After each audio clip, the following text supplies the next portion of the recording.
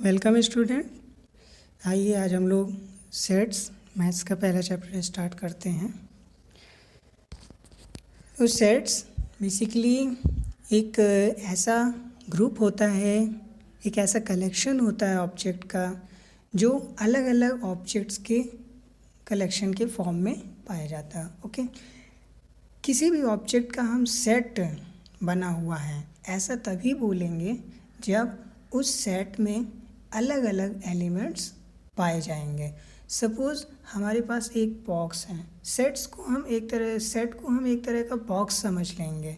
ठीक है, अब बॉक्स में हमें अलग अलग चीज़ें रखनी है। ठीक है ना, सपोज़ हमें एक सेट बनाना है कि उसमें सारी बुक्स रखें।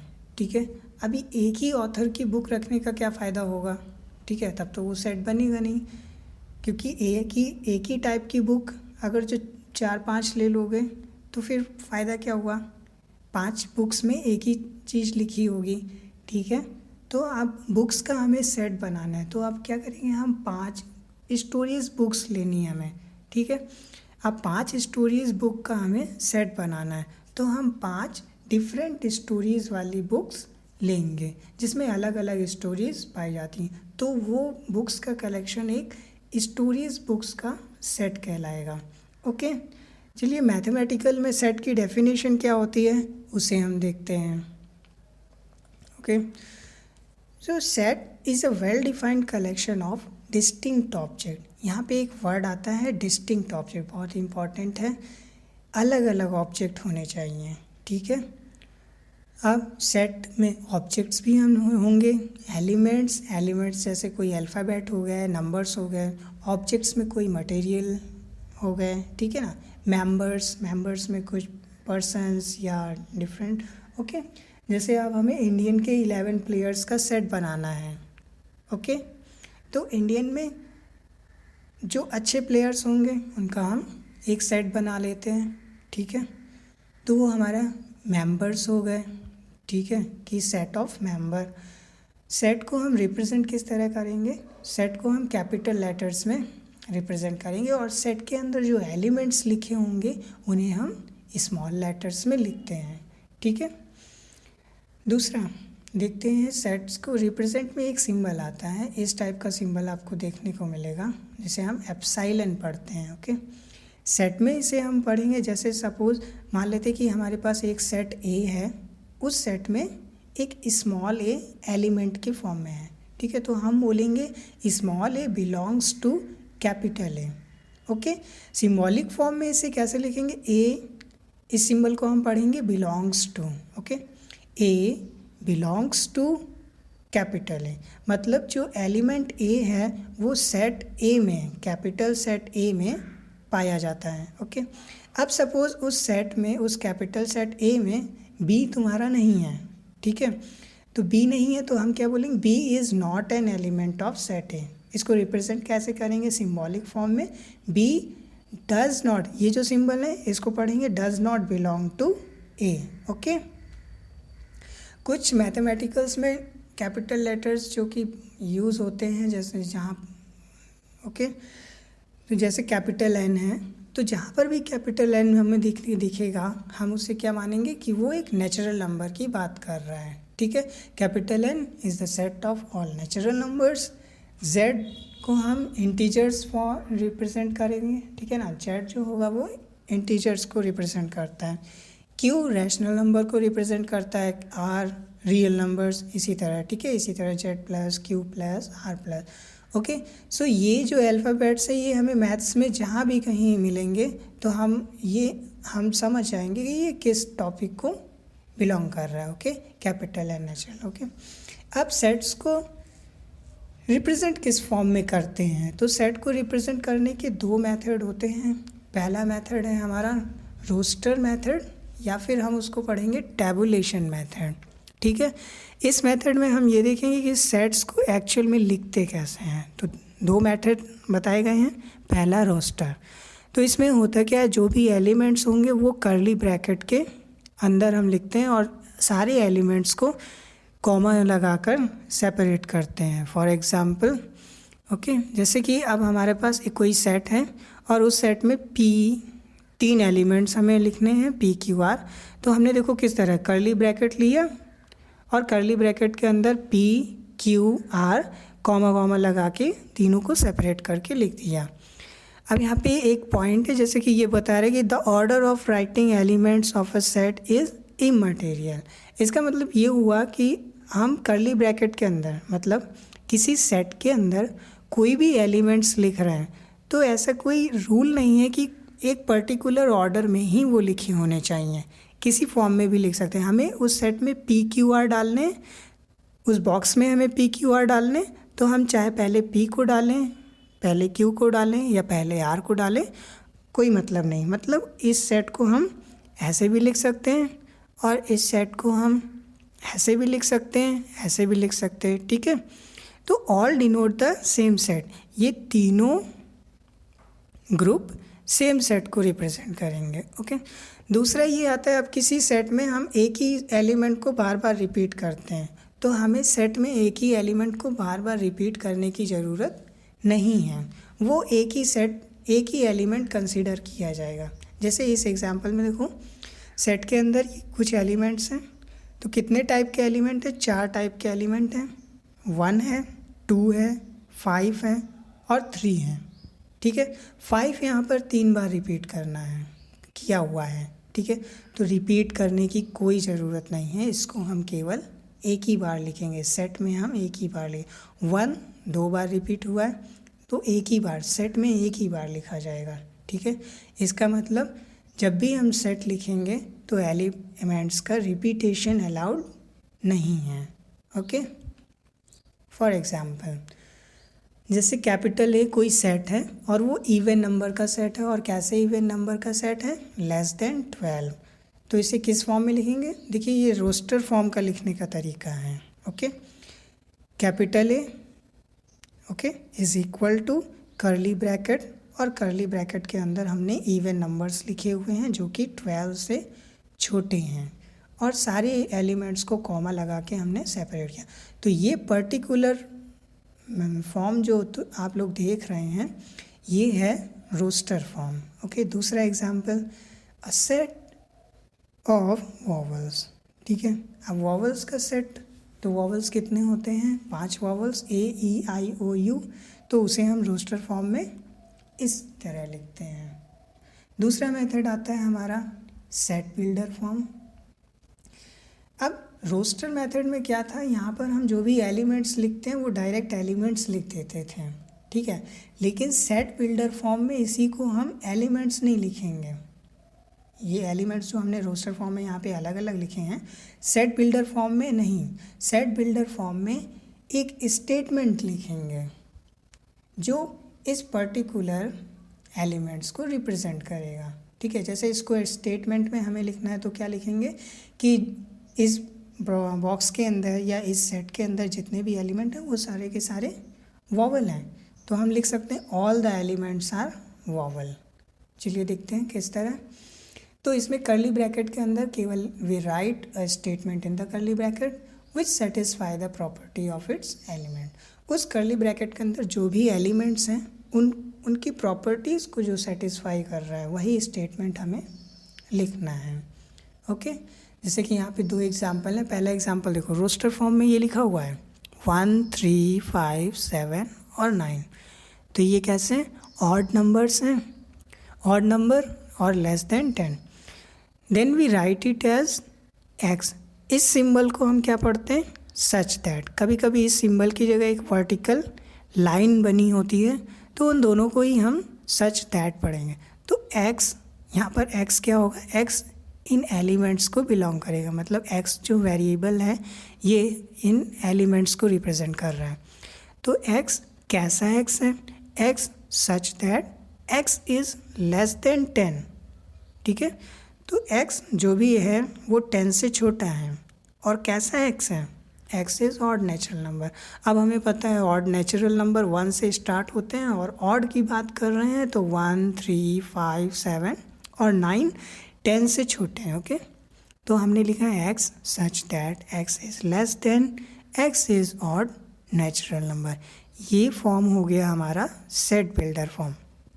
दूसरा एग्जांपल देखिए, capital A is equal to 1 2 3 4 5 6, इसको सेट बिल्डर फॉर्म में लिखना है। ठीक है, तो A is equal to curly bracket के अंदर अब हम स्टेटमेंट लिख रहे हैं। पहले देखो एक्स क्या है, 1 से स्टार्ट है। 1 से जो स्टार्ट होते हैं वो नेचुरल नंबर्स होते हैं, और देखो ये लगातार नेचुरल नंबर्स हैं। और कैसे हैं, एक्स सच दैट कि हम जब एक्स का स्क्वायर, एक्स इन एलिमेंट्स को बिलोंग करेगा और उन एक्स का हम स्क्वायर करेंगे। जैसे एक्स 1 है तो 1 का स्क्वायर 1 आएगा, 40 से छोटा होना चाहिए। 2 का स्क्वायर 4, 40 से छोटा है। 3 का स्क्वायर 9, 40 से छोटा है।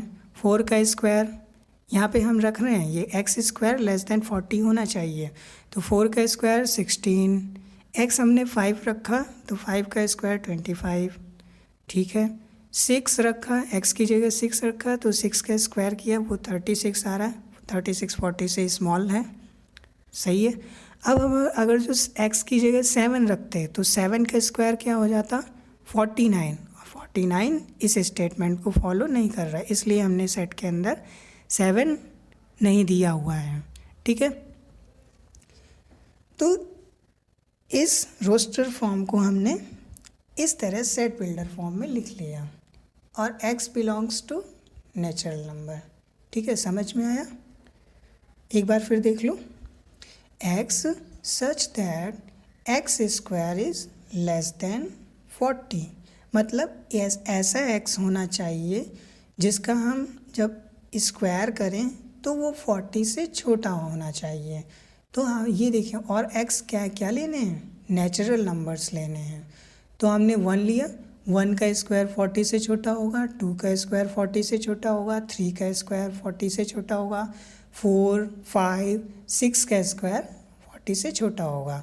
तो ये सारे एलिमेंट्स हो गए। ओके, नेक्स्ट देखते हैं डिफरेंट टाइप्स ऑफ सेट। अब सेट के टाइप्स अलग अलग होते हैं। ठीक है, तो पहला सेट आपका आता है नल सेट। नल सेट को हम वॉइड सेट भी बोलते हैं या एम्प्टी सेट भी बोलते हैं।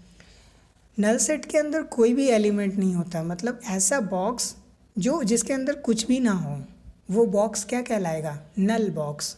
ओके, तो a set having no element is called as null set. और नल सेट को हम रिप्रेजेंट कैसे, कर्ली ब्रैकेट के अंदर कोई भी एलिमेंट नहीं लिखेंगे। ठीक है, इसी को हम ये इस सिंबल के फॉर्म में भी लिख सकते हैं, फाई जिसे बोल रहे हैं। ठीक है, अब हमें यहाँ पे एक बात ध्यान रखनी है कि फाई को कभी भी कर्ली ब्रैकेट के अंदर नहीं लिखा जाएगा। ठीक है, क्योंकि कर्ली ब्रैकेट के अंदर अगर जो फाई लिख देंगे, मतलब कर्ली ब्रैकेट एक सेट को रिप्रेजेंट करेगा, और सेट के अंदर अब देखो कोई एलिमेंट आया है, और वो क्या है, नल एलिमेंट है। ओके, जिसे हम ऐसे भी फाई को हम इस फॉर्म में लिख सकते हैं। तो देखो क्या हुआ, ये वैसे कर्ली ब्रैकेट को हमने क्या बताया, एक बॉक्स को रिप्रेजेंट करता है, और ये बाहर वाला कर्ली ब्रैकेट है, मतलब बॉक्स के अंदर बॉक्स। इसका मतलब जो बाहर वाला बॉक्स है उसके अंदर कुछ तो है, कुछ है, मतलब क्या है, एक खाली बॉक्स और है। ठीक है, तो मतलब अब उस बॉक्स को हम एलिमेंट की तरह काउंट करेंगे कि बड़े वाले बॉक्स के अंदर एक बॉक्स है। ओके, तो फाई को हम कभी भी सेट के अंदर नहीं लिखेंगे, वो एम्प्टी सेट नहीं कहलाएगा। ओके, नेक्स्ट देखते हैं यहाँ पे कुछ एग्जांपल्स। जैसे ये देखो, ये सारे सेट बिल्डर फॉर्म में लिखे हुए हैं set. X such that X is natural number, x natural number है। अब नेचुरल नंबर कैसा होना चाहिए, एक्स इज़ ग्रेटर देन 4 और लेस देन 5, मतलब एक्स एक ऐसा नेचुरल नंबर है जो 4 से बड़ा और 5 से छोटा। भाई 4 और 5 के बीच में नेचुरल नंबर कौन से होते हैं, नेचुरल नंबर तो 1 2 3 4 5। अब 4 और 5 के बीच में कौन सा नेचुरल नंबर होता है, कोई नहीं। तो कैसा सेट होगा ये, नल सेट, मतलब उस सेट के अंदर कोई भी एलिमेंट नहीं आएगा। अब दूसरा देख लो, X such that X is even prime number greater than 5। अब प्राइम नंबर क्या होते हैं? प्राइम नंबर जो which is divisible by itself, okay, जैसे 2 हो गया, 3 हो गया, 5 हो गया। तो 2 ऐसा प्राइम नंबर है जो इवन नंबर है, ओके, इवन है। लेकिन हमें यहाँ पे कैसे प्राइम नंबर देखने हैं? जो 5 से ग्रेटर हों, ठीक है। अब 5 से जितने भी ग्रेटर होते हैं प्राइम नंबर, वो कोई भी इवन नहीं होते हैं, ठीक है। तो क्या हम बॉक्स के अंदर कोई ऐसा नंबर रख सकते हैं जो 5 से बड़ा हो और इवन प्राइम नंबर हो? कोई नंबर नहीं होगा, ठीक है। तो वो कैसा रह जाएगा? नल सेट, मतलब खाली सेट रहेगा। दूसरा देखो, x such that X square is equal to 25। अब x ऐसा है कि उसका हम स्क्वायर करें तो क्या आना चाहिए? 25। और यहाँ पे क्या बोल दिया है? x is even number. भाई ऐसा इवन नंबर कोई बताओ जिसका स्क्वायर 25 आता है, पता है कोई? मेरे ख्याल से 5 का स्क्वायर करते हैं तो 25 आता है, -5 का स्क्वायर करोगे तो 25 आएगा। लेकिन -5 और 5 इवन नंबर तो है नहीं, तो फिर यहाँ पर ये सेट कैसा होगा? Null set. समझिए, समझ आया? चलिए नेक्स्ट देखते हैं। अब फाइनाइट सेट और इनफाइनाइट सेट। तो फाइनाइट मतलब पता है, फाइनाइट मतलब जिनको हम काउंट कर सकते हैं, और इनफाइनाइट मतलब जिनको हम काउंट नहीं कर सकते हैं, which is very large in number, okay. अब finite is some countable numbers, okay. तो ऐसा सेट जिसमें काउंटेबल सेट हो, ठीक है। A set which is empty और consist a definite number of element is called finite. मतलब ऐसा सेट जिसमें या तो वो एम्प्टी हो। अच्छा, यहाँ पे एम्प्टी सेट को भी हम फाइनाइट सेट बोल सकते हैं, ठीक है ना, क्योंकि एम्प्टी ठीक है, एम्प्टी के अंदर कोई ऑब्जेक्ट नहीं है, लेकिन पता तो है कि हाँ इसके अंदर कोई ऑब्जेक्ट नहीं है, तो वो फाइनाइट सेट के अंदर आता है, ओके। और डेफिनेट नंबर मतलब एक पर्टिकुलर नंबर है उसके अंदर, हम उनको गिन सकते हैं, तो वो कैसा कहलाएगा? फाइनाइट सेट कहलाएगा। अदरवाइज़ हम उसे क्या कहेंगे? Infinite set. अगर जो हम नहीं काउंट कर पा रहे हैं तो क्या हो जाएगा? इनफाइनाइट। जैसे अब हमें सेट का स्टार का सेट बनाना है, तो भाई नंबर ऑफ स्टार तो बहुत सारे हैं, तो कैसा सेट हो जाएगा वो? इनफाइनाइट। अब हमें 10 इवन नंबर का सेट बनाना है, तो 10 इवन नंबर तो हम काउंट कर सकते हैं, ठीक है ना, 10 इवन नंबर। और केवल बोला जाए कि इवन नंबर, तो इवन नंबर तो 2 से स्टार्ट होते हैं, फिर पता नहीं कहाँ पर ख़त्म होंगे जाके, ओके। बहुत सारे इवन नंबर होते हैं, तो वो इवन नंबर इनफाइनाइट होंगे। लेकिन हम जब बोल देंगे कि 10 इवन नंबर चाहिए, मतलब हमने एक पर्टिकुलर डेफिनेट नंबर ले लिए कि 10 इवन नंबर चाहिए, तो वो हम काउंट कर सकते हैं। जैसे कि यहाँ पे पहला एग्जांपल है a इज़ इक्वल टू, अब देखो यहाँ पे ऑड नंबर्स हैं, तो ऑड नंबर कैसे? 1 3 5, तो 6 एलिमेंट यहाँ पर हैं, 6 ऑड नंबर्स हैं, तो ये फाइनाइट सेट हुआ, हम एलिमेंट्स को गिन पा रहे हैं, ठीक है, तो ये फाइनाइट सेट हुआ। अब यहाँ पर देखो, यहाँ पर b जो है वो 1 से स्टार्ट है और सारे ऑड नंबर हैं। अब डॉट डॉट का मतलब ये इनफाइनाइट तक जाएगा, जितने ऑड नंबर्स होंगे सारे, तो ये क्या होगा तुम्हारा? Infinite set, because it is a set of all odd number, जितने ऑड नंबर हैं, ओके। यहाँ पे कुछ एग्जांपल्स हम देखते हैं, ठीक है, जो इनफाइनाइट सेट और इनफाइनाइट सेट को रिप्रेजेंट करेंगे। पहला देखो, x such that x belongs to capital N, okay. Capital N का मतलब नेचुरल नंबर, मतलब x जो है वो नेचुरल नंबर है, और कैसा है? x minus 1 into X minus 2 is equal to 0। तो ये फैक्टर है, हम यहाँ पे फैक्टर जब x की वैल्यू यहाँ से निकालेंगे तो x इज़ इक्वल टू 1 आएगा और x इज़ इक्वल टू 2, तो 1 और 2 दोनों नेचुरल नंबर हैं, ठीक है ना।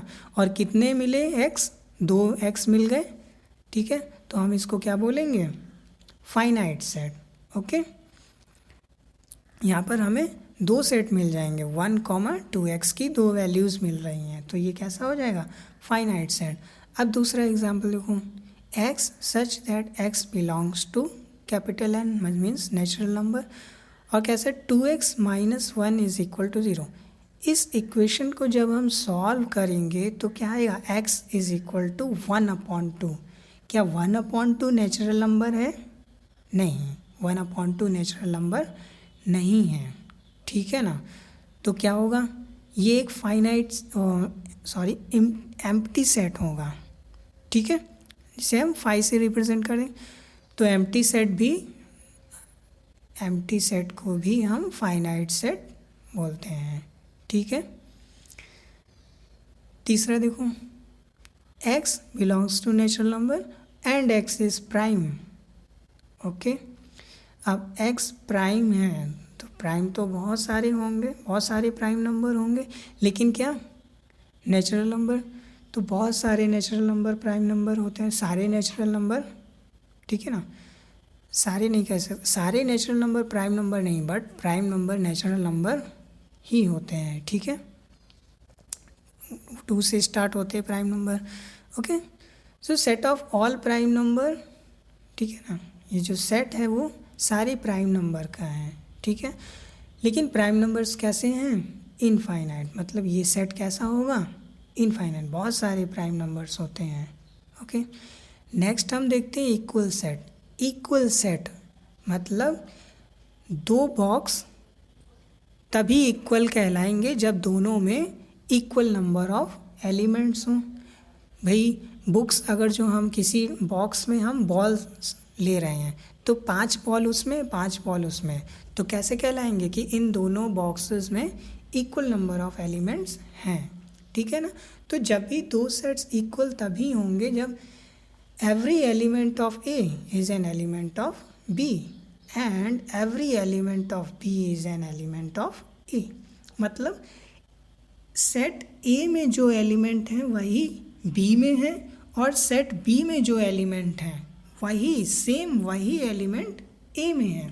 मतलब ए और बी दोनों में सेम एलिमेंट्स हैं, तो वो एलिमेंट्स कैसे कहलाएंगे, इक्वल सेट, ओके।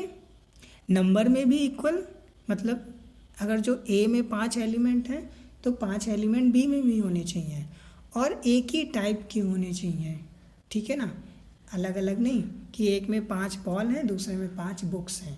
एक में 5 बॉल है तो दूसरे में भी 5 बॉल होनी चाहिए, तभी वो दोनों सेट इक्वल होंगे, ओके।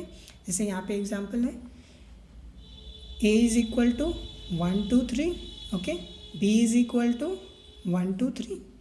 हमने पहले भी बताया था कि सेट के अंदर एलिमेंट्स को चाहे जिस ऑर्डर में लिखूं वो एक ही माने जाएंगे, ठीक है ना, कोई रूल नहीं है कि एक पर्टिकुलर ऑर्डर में लिखे जाएं, ठीक है।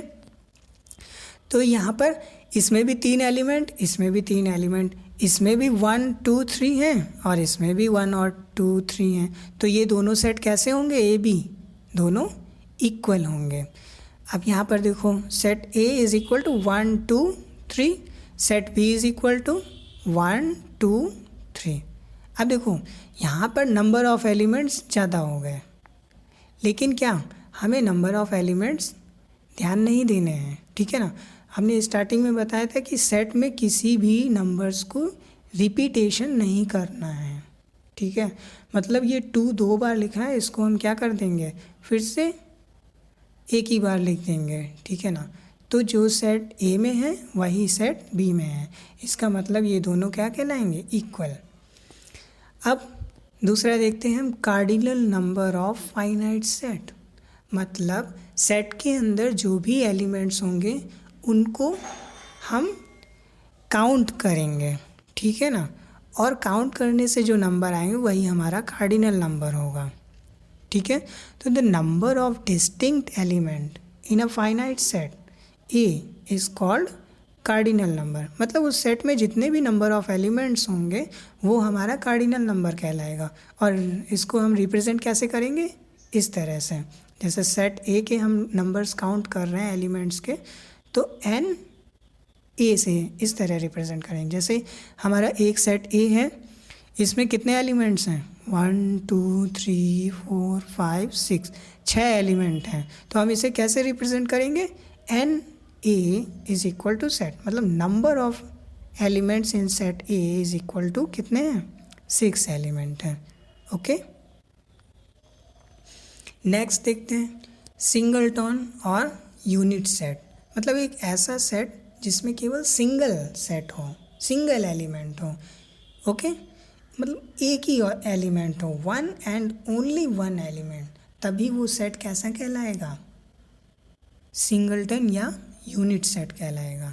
जैसे यहाँ पर x such that x minus 3 is equal to 7, x minus 3, x में क्या हम सब्ट्रैक्ट करें कि 4 आ जाए, x minus 3 is equal to 4, तो ये एक सिंगलटन सेट होगा। x कैसा होगा, x यहाँ पर केवल 7 रखोगे और वो क्या आ जाएगा तुम्हारा 4 आ जाएगा, ठीक है ना। इस इक्वेशन को जब हम सॉल्व करेंगे x minus 3 is equal to 4, तो x इज इक्वल टू क्या आ जाएगा 7, तो x एक ही एलिमेंट आया, एक ही वैल्यू आई x की, और वो क्या आई 7, मतलब ये कैसा हुआ सिंगलटन। ओके, अब हम दूसरा देखते हैं इक्विवेलेंट सेट क्या होता है। अगर जो दो सेट ए और सेट बी दोनों में नंबर ऑफ एलिमेंट्स सेम हैं, उसमें भी 5 हैं, सपोज सेट ए में 5 एलिमेंट हैं और सेट बी में 5 एलिमेंट हैं, तो वो दोनों सेट इक्वल कहलाएंगे। यहाँ पर ये ज़रूरी नहीं है कि दोनों में सेम एलिमेंट्स हों। ओके, केवल नंबर ऑफ एलिमेंट्स हमें देखने हैं, ठीक है। जैसे एग्जांपल, एक सेट में अल्फ़ाबेट्स हैं, दूसरे सेट में नंबर्स हैं, लेकिन एलिमेंट्स कितने हैं, ए में भी 4 एलिमेंट्स हैं और बी में भी 4 एलिमेंट हैं, तो ये दोनों सेट कैसे कहलाएंगे, इक्विवेलेंट सेट। ओके, अब हम बात करते हैं सबसे इम्पॉर्टेंट टॉपिक की। Okay, subset. सबसेट क्या होता है, तो ये बहुत ही इम्पोर्टेंट टॉपिक है, इससे काफ़ी ज़्यादा क्वेश्चंस बनते हैं। तो सबसेट क्या होगा, if every element of set A is also an element of a set B, मतलब सेट ए के जितने एलिमेंट हैं वो सारे के सारे सेट बी में होने चाहिए, ठीक है। तो क्या कहलाए, then A is called the subset of B, और हम इसे लिखेंगे कैसे, ए सबसेट ऑफ बी, ये जो सिंबल है और नीचे ये लाइन, मतलब सबसेट और इक्वल टू बी, ठीक है। दोनों मतलब दोनों में इक्वल नंबर ऑफ सेट भी हो सकते हैं, सेम सेट, मतलब ए और बी दोनों इक्वल भी हो सकते हैं। तो डेफिनेशन में जैसे लिखा है कि every element of set A is also an element of set B.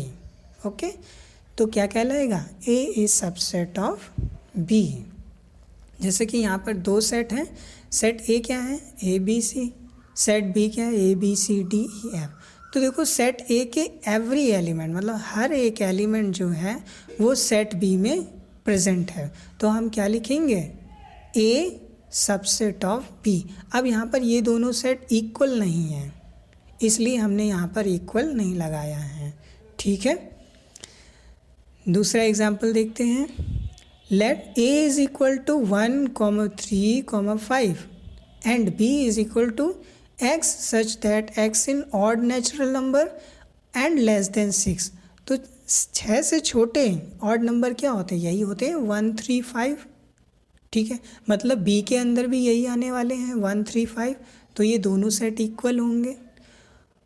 a के सारे एलिमेंट b में हैं, ठीक है, तो क्या कहलाएगा, a is subset of b। देखिए यहाँ पर a इज़ इक्वल टू 1, 3, 5 है रोस्टर फॉर्म, ये सेट b जो है हमारा ये सेट बिल्डर फॉर्म में लिखा हुआ है, तो इसको हम रोस्टर फॉर्म में पहले लिख लें, ठीक है। ये b is equal to x, मतलब b के अंदर जो भी एलिमेंट है वो 6 से छोटे होने चाहिए और ऑड नेचुरल नंबर होने चाहिए, तो 1, 3, 5। तो देखो यहाँ पे देखने को मिल रहा है कि a के एलिमेंट और b के एलिमेंट बिल्कुल इक्वल हैं, तो ये दोनों सेट इक्वल भी होंगे और एक दूसरे के सबसेट भी होंगे। a के सारे एलिमेंट b में हैं और b के सारे एलिमेंट a में हैं, तो दोनों एक दूसरे के वाइस वर्सा हैं। a is subset of b and b is subset of a, मतलब इसको हम इस फॉर्म में लिख सकते हैं। Okay, null set is a subset of every set. ये हमें ध्यान रखना है कि नल सेट जो होगा वो एवरी सेट, हर सेट का सबसेट होगा। Every set is a subset of itself. Her set अपने का ही सबसेट होगा। ठीक है, ये 2 पॉइंट्स याद रखने हैं। अब कुछ एग्जांपल देखते हैं। जैसे अब हमसे कहा गया है कि right a subset of A is equal to A, एक सेट दिया गया है जिसके अंदर एक एलिमेंट है, तो इसका सेट, अब इसका सबसेट कैसे लिखेंगे, ठीक है ना, चलिए देखते हैं। तो यहाँ पे हमने क्या लिखा, अब देखो हमने पहले बोला था कि नल सेट जो होगा वो सबका, सारे सेट का सबसेट होगा। तो यहाँ पे सेट ए का हम सबसेट लिख रहे हैं, तो नल सेट और फिर ए का सेट। ठीक है, तो ये हो गया। दूसरे का सबसेट लिखना है।